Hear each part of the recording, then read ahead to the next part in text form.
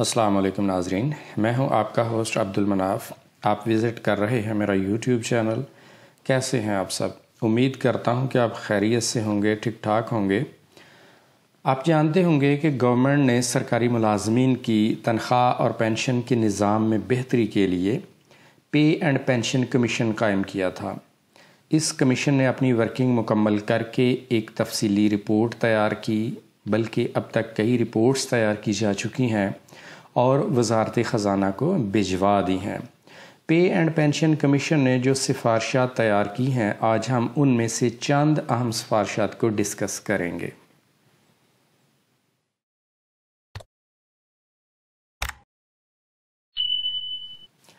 Pay and pension commission نے federal government کو جو سفارشات پیش کی ہیں وہ کچھ یوں ہیں کہ قومی خزانے پر پینشن بل کا بوجھ بڑھتا جا رہا ہے۔ ابھی پینشن بل پر 500 ارب خرچ ہو رہے ہیں، آئندہ 10 سالوں میں پینشن پر اٹھنے والے اخراجات 1000 ارب ہو جائیں گے، لہٰذا پینشن کا موجودہ نظام ختم کر دیا جائے۔ مختلف محکموں کے ملازمین کی تنخواہوں میں پائے جانے والے فرق یعنی ڈسپیریٹی کو ختم کیا جائے، یکساں پے سسٹم لاگو کیا جائے، تنخواہوں میں اضافے کے لیے سیلری سروے کرایا جائے، تنخواہوں کی ری اسٹرکچرنگ کی جائے، house rent allowance, conveyance allowance, military allowance, night allowance, over time allowance میں اضافہ کیا جائے، جو الاؤنسز فریز ہیں انہیں بحال کیا جائے، غیر ضروری اسامیاں ختم کر دی جائیں، سرپلس ملازمین یعنی اگر کسی محکمے میں ملازمین زائد ہیں تو انہیں ان محکموں میں ٹرانسفر کر دیا جائے جہاں ملازمین ریکوائرڈ ہیں، جہاں افرادی قوت کی کمی ہے۔ ملازمین کی بھرتیاں ڈیفائنڈ بینیفٹ یعنی ڈی بی سسٹم کے تحت ہوتی ہیں۔ سروس کے دوران گورنمنٹ ملازمین کی تنخواہ سے کٹوتی کرتی ہے، پھر ریٹائرمنٹ پر پینشن اور ریٹائرمنٹ کے بعد ماہانہ پینشن ادا کرنا مشکل ہوتا ہے۔ پے اینڈ پینشن کمیشن کی سفارش کے مطابق نئی بھرتیاں اس ڈی بی سسٹم کے تحت نہ کی جائیں، بلکہ پینشن کا ایک نیا نظام یعنی کنٹریبیوٹری پینشن فنڈ قائم کیا جائے۔ نئے ملازمین کو اس سی پی فنڈ کے تحت بھرتی کیا جائے تاکہ گورنمنٹ کو انہیں پینشن اور ماہانہ پینشن نہ دینی پڑے، بلکہ یہ کام کچھ دوسرے ادارے کریں گے۔ اس طرح ملکی خزانے سے پینشن کا بوجھ بتدریج کم ہوتا جائے گا اور پینشن کا نظام بھی چلتا رہے گا۔ پینشن کے اس نئے نظام کے آنے سے پہلے سے موجود سرکاری ملازمین متاثر نہیں ہوں گے۔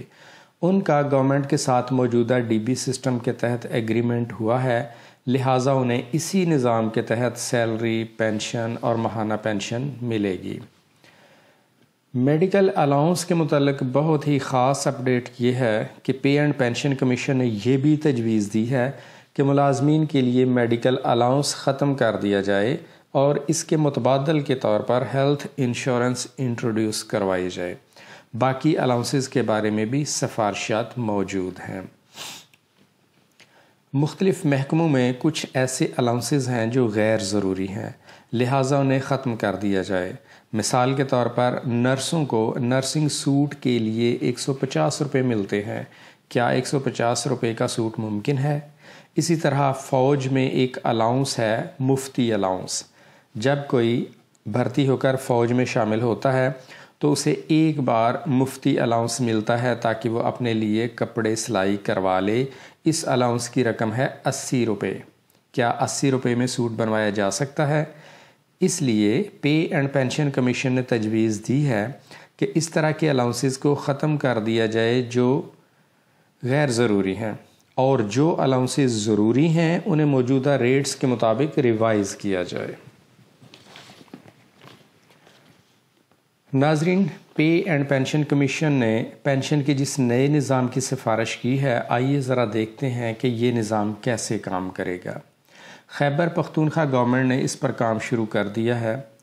6 جون 2022 کو پرانی پینشن سکیم کو ختم کرتے ہوئے نئی سکیم کنٹریبیوٹری پینشن فنڈ یعنی سی پی فنڈ نافذ کر دی گئی ہے۔